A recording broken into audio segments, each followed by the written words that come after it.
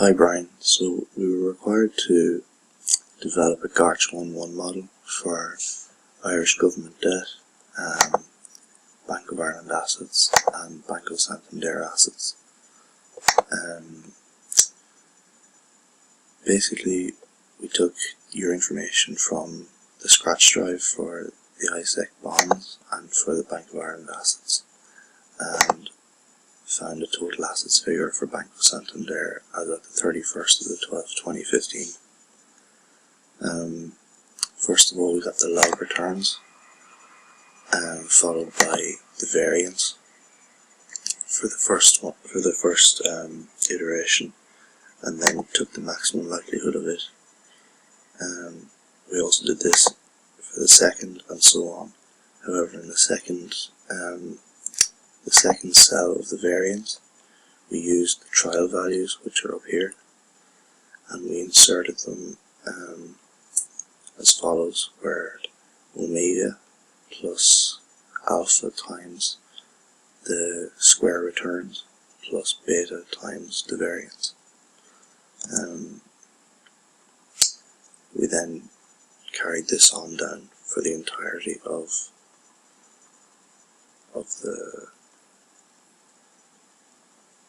the cells.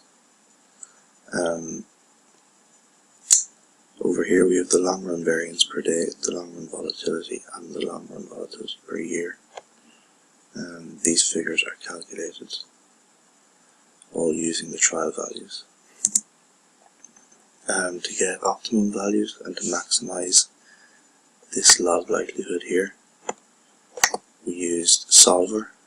For the basis of this video, I'm not going to use Solver because the file is quite large and the file might actually stall. But what we did was we entered this figure as the sum of the log likelihoods, and this is the figure we want to maximize, and we want to maximize it with respect to these values here, these trial values. Ideally,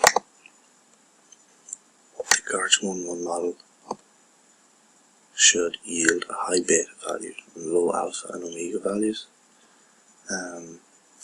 In this case, the beta value is 0.68, the alpha is 0.808, and the omega is very small, which is somewhat in line with what you'd expect, but it's still not ideal.